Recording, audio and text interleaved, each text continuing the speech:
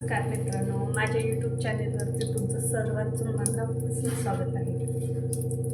तर हा व्हिडिओ मी म्हणजे करणार नव्हती, पण माहीत नाही मला असं एक वेळेला काही लोकांचा असा राग येतो ना, तर असं वाटतं ते सांगून टाकलेलं बरं, मला ठेवलेलं चांगलं नाही. तर ती गोष्ट आहे म्हणजे मुसलमानबद्दल. तसं तर मी म्हणजे कुणाला नावं ठेवत नाही बरं का.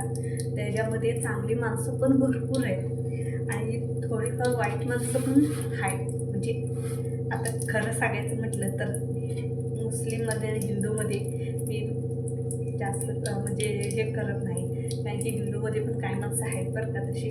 पण माझ्याबरोबर जे घडलं ते मी तुम्हाला सांगते की मुसलमानांनी काय केलं होतं ते.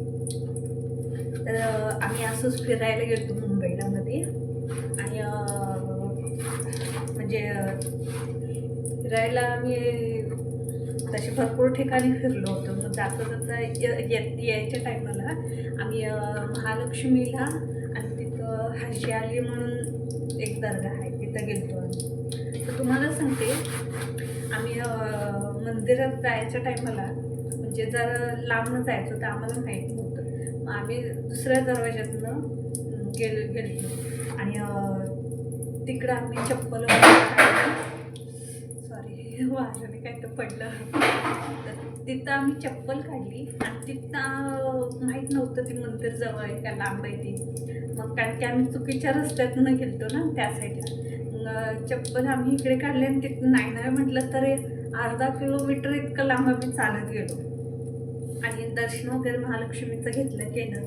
चांगलं व्यवस्थित दर्शन झालं आमचं.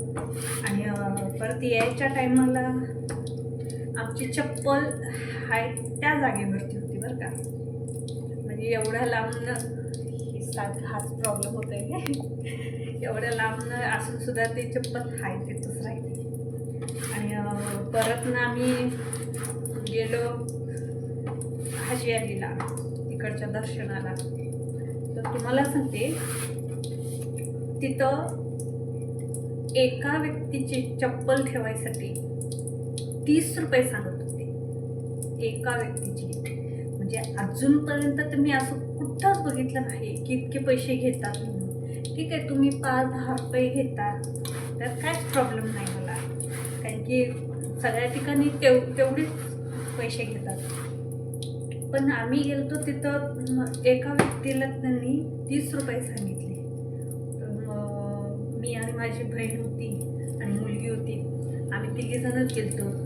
तर मग बहिणीला म्हटलं किती होईल म्हटलं आपल्या तिघींचे. म्हटलं किती 80 रुपये होते. मी म्हटलं एवढं कशाला द्यायचं म्हटलं. आणि त्यांनी लय सांगायला लागले. म्हटलं एकाला 30 रुपये म्हटल्यावरती मग एक काम करू म्हटलं, आपण इथंच एका साईडला काढू म्हटलं. असं बी तर तिथं भरपूर जण बसलेले पण होते आणि लई जणांनी पण चप्पल पण असेच काढून ठेवलेले होते तिथं. म्हटलं मग इथं तेवढं 80 रुपये देण्यापेक्षा आपण म्हटलं एका साईडला काढून ठेवू म्हटलं. तर बहीण म्हटली ठीक आहे म्हटले. मग आम्ही एका साईडला चप्पल वगैरे काढून ठेवली तिथं आणि गेलो आतमध्ये दर्शनाला. दर्शन वगैरे केलं, जरा 2 मिनिटं थांबलो तिथं. आणि बाहेर आल्यावर तिथं काय झालं असं तुम्हाला सांगते. मला हसू पण आवडत नव्हतं आणि त्या व्यक्तीवर ते राग पण इतका येत होता. म्हटलं कशी माणसं असतात म्हटलं. मला एवढं विचित्र वाटायला लागलं होतं. अक्षरशः त्याला लई काय बोलायची इच्छा होती. पण परत म्हटलं नको म्हटलं, आपण आलोय कशासाठी म्हटलं, उगं कशाला म्हटलं लोकांना बोलत बसायचं. तर तुम्हाला सांगते काय झालं. आम्ही जिथे चप्पल काढली होती तिथल्या त्या माणसाने झाडून काढत होता. बरं, झाडून काढताय तर ठीक आहे बाबा, तिथं म्हणजे घाण पण होती जास्त, त्यामुळे पण झाडून काढत होता. तर झाडता ते आमच्या चप्पल सुद्धा तसेच झाडून घेत होता. म्हणजे त्याने एका साईडला असं सरकवले नाही. ठीक आहे, तुम्ही पायाने सरकवा एका साईडला, त्याच्याबद्दल काय वाटत नाही. पण तुम्ही झाडून घेता चप्पल सुद्धा तसंच कचऱ्यात त्याने भरायला लागला होता. मग तिथल्याच ते 1-2 जण बाया होत्या मुसलमानाच्या, तर त्या म्हणत होत्या आप ऐसे क्यों कर रहे हो, चप्पल ऐसे कचरे में क्यों डाल रहे, एक साईड में रख दो. ऐकलं नाही त्या माणसाने. तुम्हाला सांगते आम्ही यायला लागलो आणि मी बघितलं. मी म्हटलं ह्या काय प्रकार आहे म्हटलं. मी म्हटलं त्याला, अहो म्हटलं झाडताय ना तुम्ही, तुम्हाला चपल्या दिसत नाही का म्हटलं, एका साईडला सरकवायच्या ना म्हटलं, तुम्ही झाडताय आणि कचऱ्यामध्ये सरळ चप्पल उचलून टाकताय. तर तो माणूस काय म्हटला, मग तुम्हाला अगोदर सांगितलं तर चप्पल इथं ठेवायची नाही म्हणून. मी म्हटलं एकतर हा माणूस मला भेटला नव्हता तिथं, तो काय म्हटला पण नव्हता की इथं चप्पल काढायची नाही म्हणण्यासाठी. अगोदर तिथं बसलेले पण होते, चप्पलसुद्धा काढलेले होते म्हणून आम्ही काढून ठेवलं. बरं तर काय नसतं तर आम्ही ठेवलं पण नसतं बरं का. मग त्या माणसाला म्हटलं तुम्ही काय आम्हाला सांगितलं नव्हतं आणि हे आमचा प्रश्न आहे म्हटलं, आम्ही कुठं ठेवायचं आणि कुठं नाही ते म्हटलं. नाही म्हटला, तुम्हाला अगोदर सांगितलं तर चप्पल तिथं ठेवायचं, म्हणजे पैसे काढायचे असतात त्यांना, दुसऱ्यांकडनं पैसे कसे उकळायचे. पण मला एक गोष्ट कळत नाही का आम्ही गेलतो म्हणूनसाठी त्यांनी चपलीचा रेट तेवढा लावला होता का प्रत्येकाचेच तसे होते हे खरंच मला माहीत नाही. कारण की आतापर्यंत आम्ही प्रत्येक दर्शनाला जरी गेलो आणि कुठं जरी गेलो तर एवढे चपलीची किंमत कधीच कोण घेत नाही आणि एवढी घेत पण नाही. पण मला खरंच खूप राग आला. म्हटलं जाऊ द्या, सोडू द्या म्हटलं. म्हणजे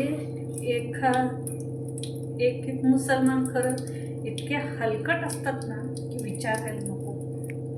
आणि तसे काही जण चांगले पण आहेत, कुणालाही नावं ठेवत नाही. तसं बघायला गेलं तर तुम्हाला एक गोष्ट सांगते मी, थोडीच जास्त लांब काही घेत नाही.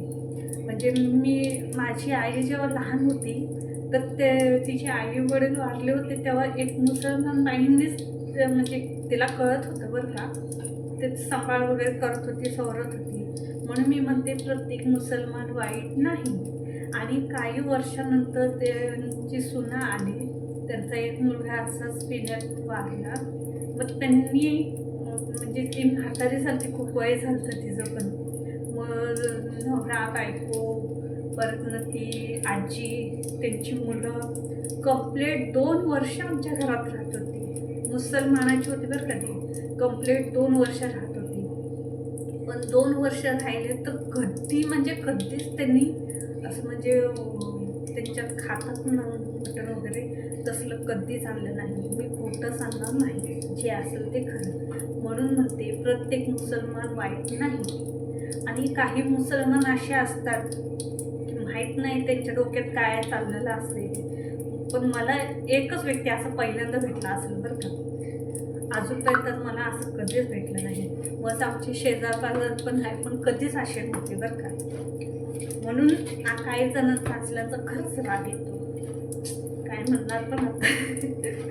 परत म्हटलं बहिणी मी बोलत होती बरं का, बहीण म्हटली जाऊ दे म्हटली, कशाला बोलत बसते म्हटलं. आपल्या लोकांशी एक जण असतात तसली बेकार पण खरं मला खूप राग आलता. आणि मला सांगा खरं, एवढे पैसे कोण घेतात का चप्पल ठेवायसाठी? मला तर अजूनपर्यंत कधी वाटलं नाही. एका व्यक्तीला 30 रुपये, बापरे. जाऊ दे, चला बाय, ठीक आहे. मी स्वयंपाक करते आता.